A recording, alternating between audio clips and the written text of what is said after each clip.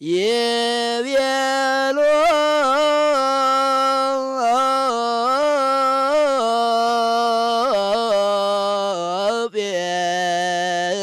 ጴጥሮስ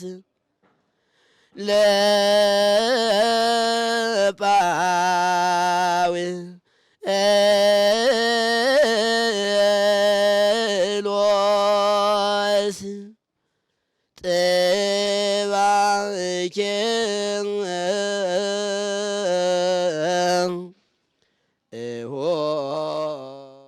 በስመ አብ ወወልድ ወመንፈስ ቅዱስ አሐዱ አምላክ። በመላው ዓለም የምትኖሩ የእግዚአብሔር ቤተሰቦች የቅድስት ቤተክርስቲያን ልጆች ሁላችሁም በእያላችሁበት ጽንፈ ምድር የእግዚአብሔር ሰላምታ ይብዛላችሁ። እንደምን አላችሁ? እንደምን ከረማችሁ? እንደ እግዚአብሔር መልካም ፈቃድ ዛሬም የሐዲስ ኪዳን ትምህርት የቅዱስ ማቴዎስን ወንጌል ነው የምንማማረው።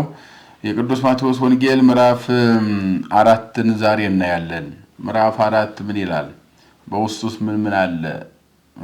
እንደገናም ደግሞ ከዚህኛ ምን እንማራለን? ለኛ ህይወትስ ምንድነው ትርጉሙ የሚለውን ነገር እንደዚህ አይነት መልካም ፈቃድ እንመለከታለን። እንግዲህ ምዕራፍ 4 ወምዝ ወሰዶ መንፈስ ለእግዚእ ኢየሱስ ገዳመ ወበህየ ጾም 40 መዓልተ ወ40 ሌሊተ እንዘት መከረም ሀበዲያ ብሎ ሰይጣን ብሎ ይጀምራል። ያ ማለት ምን ማለት ነው ሲተረጎም? ከዚህ በኋላ መንፈስ አነሳሳውና ጌታችን ኢየሱስ ክርስቶስ ወደ ገዳም ገባ ወይም ገዳመ ቆሮንቶስ ገባ ይላል። በዚያም በዲያብሎስ እየተፈተነ 40 መዓልት 40 ሌሊት ጾመ ይላል። ይሄ ጥንተ ነገሩ ስንመለከተው ያው መቼም ተወለደ ብለን መተናል። ከተወለደ ተጸነሰ ብለናል። ከተጸነሰ ተወለደ ነው። ከተወለደ ደግሞ ተጠመቀ ነው። ከተጠመቀ በኋላ ደግሞ ገዳመ ቆሮንቶስ ገባ የሚለው ነው የሚነግረን። በመጀመሪያ ደረጃ ጌታችን አምላካችን መድኃኒታችን በ30 ዓመቱ በእደ ዮሐንስ በፈለገ ዮርዳኖስ ከተጠመቀ በኋላ ማክሰኞ ጥር 11 ቀን ማክሰኞ ከሌሊቱ 10 ሰዓት ነው የተጠመቀው። ሌሊት 10 ሰዓት ተጠምቆ አልዋለም አላደረም። ወደ ገዳመ ቆሮንቶስ ጉዞውን አድርጓል። ይሄንን ነው እያለ ያለው ምዕራፍ 4 እየነገረን ያለው። ከዚህ በኋላ መንፈስ ጌታ ኢየሱስ ክርስቶስን ወደ ገዳም ወሰደው ወይም ወደ ቆሮንቶስ ገዳም ወሰደ ይላል። በነገራችን ላይ መንፈስ ወሰደው የሚለው ሲተረጎም መንፈስ እንደው ሰማዕታትን ወደ ሰይፍ ወደ ስለት ገዳም መናንያንን ጻድቃንም ወደ ገዳም እንደሚወስድ አይደለም። ያ ማለት ምን ማለት? መንፈስ ስምረቱ ይቲ ብለው ተርጉሞታል ሊቃውንቱ። መንፈስ ወሰደው ሲባል ሌላ መንፈስ እሱን የሚወስደው እሱን የሚያዘው አለ ማለት ሳይሆን የራሱ ፈቃድ ማለት ነው። ፈቃዱ ነው ከሰማየ ሰማያት ወርዶ ለመወለድ ወደ ዮርዳኖስ ሄዶ በእደ ዮሐንስ ለመጠመቅ የራሱ ፈቃድ እንደሆነ አሁንም ወደ ገዳም የራሱ ፈቃድ አነሳሳውና በራሱ ፈቃድ በፈቃዱ ሰምረቱ የሆነው ፈቃዱ ስለሆነ በፈቃዱ ወደ ገዳም ሄዶ ወበህየ ጾም 40 መዓልተ ወ40 ሌሊት በዚያም 40 መዓልተ 40 ሌሊት መጾሙን ሲጾምም ደግሞ ሰይጣን እሱን እንደፈተነው በዝርዝር የመጽሐፍ ቅዱሱ ይህ ክፍል ይነግረናል ማለት ነው። ዲያብሎስ ብዙ ፈተና ፈትኖታል። ለምሳሌ እንደዚህ ላይ የመጀመሪያው ፈተናው ዲያብሎስ ሲፈትነው የሚፈታተነው ቀርቦ አንተ የእግዚአብሔር ልጅ ከሆንክ ከነዚህ ድንጋዮች ዳቦ እንዲሆኑ እዘዝ አለው። የመጀመሪያው ይሄው በስስት ነው የገባው። አንተም ርቦሃል እኔም ርቦኛል። አንተ የእግዚአብሔር ልጅ ከሆንክ እስኪ እነኚህ ድንጋዮች ህብስት ይሁኑና ምግብ ይሁኑና ወይም ዳቦ ይሁኑና እነሱን እንብላ፣ አንተም ብላ እኛም እንብላ ብሎ በዚህ ፈተና መጥቶበታል። ይህንን ፈተና ይሄ አታስተውልምን? አስቀድሞ በመጽሐፍ እንደተነገረው ሰው በእግዚአብሔር ቃል ጭምር እንጂ በምግብ ብቻ አይኖርም ተብሎ እንደተነገረ አታስተውልምን ብሎ በዚህ ዲል ማድረጉን ነው የሚነግረን ማለት ነው። በእግዚአብሔር ቃል በሚወጣው ሁሉ እንጂ በእንጀራ ብቻ እንዳይደለ ተጽፏል አለው። ከዚያ በኋላ ዲያብሎስ ወደ ቅድስት ከተማ ወሰደውና ደግሞ ሌላው ፈተና ደግሞ ወደ ከተማ ወጣውና ወይም ወደ ተራራ ይላል መጽሐፍ ቅዱስ በግዙ ወደ ተራራ ለወሰደው ውስጥ ጽንፈ አርስተ አድባር ወይም ርዕሰ ደብር ወደ ተራራ ከፍ ወዳለ ቦታ ወሰደውና ወደዚያ ከወሰደው በኋላ ዋራዩ መንግስተ ዓለም የዚህን ዓለም ብዕል መንግስት ሁሉን አሳየው።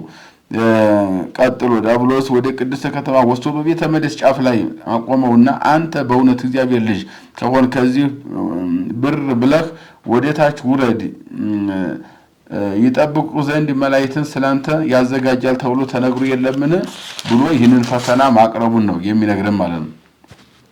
መላእክት ያነሱልሃል ወይም ድንጋዮችን ያነሱ ለእንቅፋትን ያነሳላል ተብሎ ተነግሮ ይል አለው።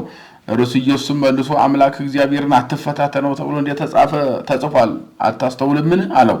ከዚያ በኋላ እንደገና ዲያብሎስ እጅግ ረጅም ወደ ሆነ ተራራ አውጥቶ የዓለሙን ሁሉ መንግስታት ክብራቸውን ሁሉ አሳየው። ብትሰግድልኝ እጅ ብትነሳልኝ ይህን ሁሉ ሰጥሃለሁ አለው። ከዚህም በኋላ ጌታችን ኢየሱስ ክርስቶስም አንተ ሰይጣን ካጠገቤ ሂድ፣ ለጌታ ለእግዚአብሔር ብቻ ስገድ፣ እርሱንም ብቻ አምልክ ተብሎ ተጽፏል አለው።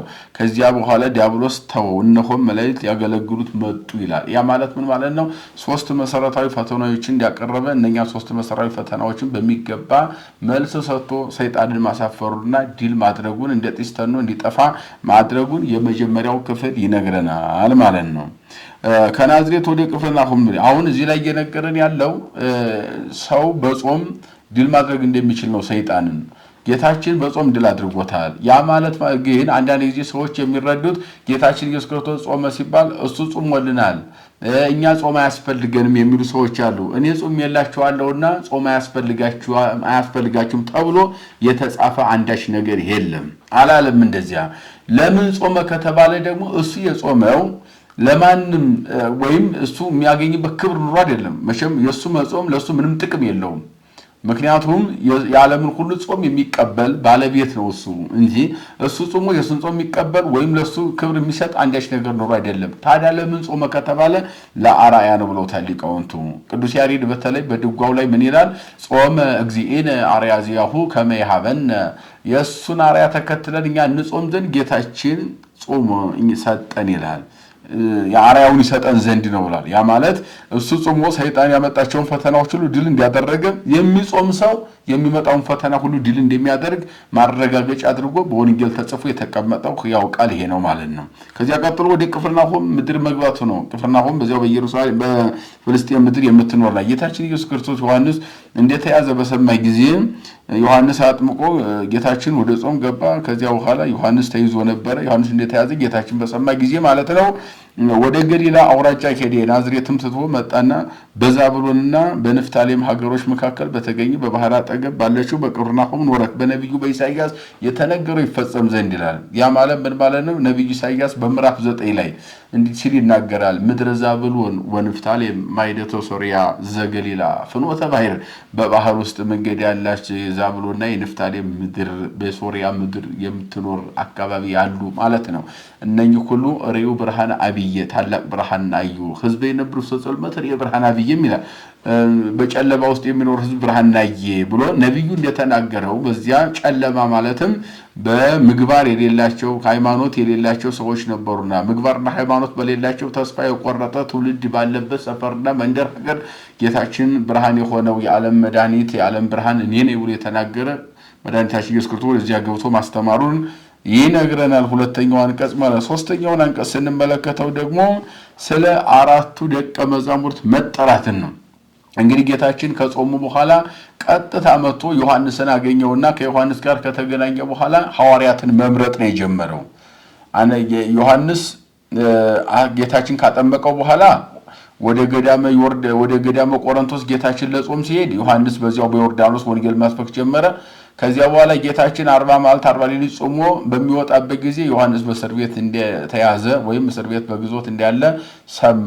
ወደዚያ ወደ ዮሐንስ ሄደና በቅፍርናሆም ያሉ ምዕመናንን ሰበከ፣ አስተማረ። በጨለማ የሚኖር ባለማወቅ የሚኖሩትን ሁሉ ወደ ዕውቀት ጎዳና መመለሰ። ከመለሰ በኋላ ዮሐንስን ካገኘው በኋላ ሐዋርያትን መምረጥ ነው የጀመረው። ስለመጀመሪያዎቹ አራቱ ሐዋርያት ይላል። ከዚያ ጊዜ ጀምሮ ጌታችን ኢየሱስ ክርስቶስ መንግስተ ሰማይ ቀርባለችና ንስሐ ግቡ እያለ ይሰብክ ጀመረ። የዮሐንስን ስብከት ክርስቶስ ማጽናት ጀመረ ማለት ነው። በገሊላ ባህር ዳር ቢመላለስም ሁለቱ ወንድማማቾች ጴጥሮስ የተባለ ስምዖንና ወንድሙ እንድርያስን መረባቸውን ወደ ባህር ሲጥሉ አየና አሳ አጥማጆች ነበሩና ጌታችን ኢየሱስ ክርስቶስ ጠራቸው። እንድርያስና ጴጥሮስን ወንድማማቾችን ያገኛቸው። ሲያገኛቸውም አሳ እያጠመዱ ነበረ። አሳ ከምታጠምዱ ኑ ሰዎችን ታጠምዳላችሁ ብሎ ከዚህ በኋላ አሳን የምታጠምዱ አይደላችሁም፣ አላ ረሴኩም ወሰግራነ ሰብ፣ ሰዎችን የምታጠምዱ ትሆናላችሁ። መረቡ ወንጌል ነው። እንደገናም ደግሞ መረቡ ወንጌል ነው፣ ባህሩ ዓለም ነው፣ አሳዎች ምዕመናን ናቸው። ከዛሬ በኋላ ወንጌል የተባለው መረብ ይዛችሁ ባህር ከተባለው ዓለም ከኃጢአቱ ዓለም ላይ ምዕመናንን እየጠለፋችሁ በወንጌል መረብነት ወደ እኔ ወደ ንስሐ ትጠራላችሁ ታመጣላችሁ ብሎ እነሱን ጠርቶ ተከተሉ ሲላቸው እነሱም ሁሉን ትተው መከተላቸውን ይነግረናል። ከዚያ ጥቂት አለፍ ብሎ ሲሄድ ደግሞ ሌሎች ሁለት ወንድማማቾችን አገኘ። ዘብዴዎስ ልጆች ናቸው፣ ያዕቆብና ወንድሙ ዮሐንስ ናቸው። ከአባታቸው ከዘብዴዎስ ጋር በታንኳ ውስጥ ሆነው መረባቸውን ሲያበጁ አየና ጠራቸው። እነርሱም ወዲያውኑ ታንኳቸውን አባታቸውንም ትተው ተከተሉ ይላል።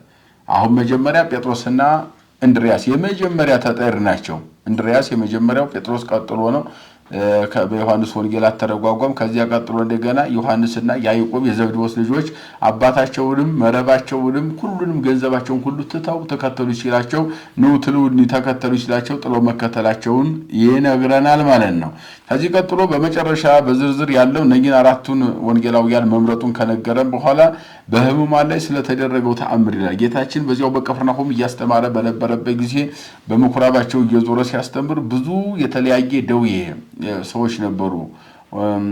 ወአምጹ ድውያነ ዘዘዚአሆሙ ለየራሳቸው በሽታ ያለባቸው የራሳቸው በተለያየ በሽታ የተያዙ ሰዎችን ወደ ጌታቸው ወደ ኢየሱስ ክርስቶስን አንጥተው እባክህ ፈውሳቸው ይቅር በላቸው ብለው ወደ እርሱ ማንጣታቸውን እንደው ወፈወሰሙ ለኩሎሙ ይላል። ሁሉንም በየተለያየ ደዌ ያለባቸውን ሁሉንም ደዌያት አባሮ አስወጥቶ አጋንንትን ከነሱ ነፃ አውጥቶ ደዌያትን ሁሉ አስወግዶ ህመምተኞችን ጤነኞች አድርጎ መፈወሱንና ተአምር ማድረጉን በዝርዝር የሚነግረን የመጽሐፍ ቅዱስ ክፍል ነው ማለት ነው። የመከረን የገሰጸን ያስተማረን የሰራዊት ጌታ እግዚአብሔር አምላካችን ከፀሐይ መውጫ እስከ ፀሐይ መግቢያ በፍጥረታት ሁሉ አንደበት ስሙ የተመሰገነ ይሁን።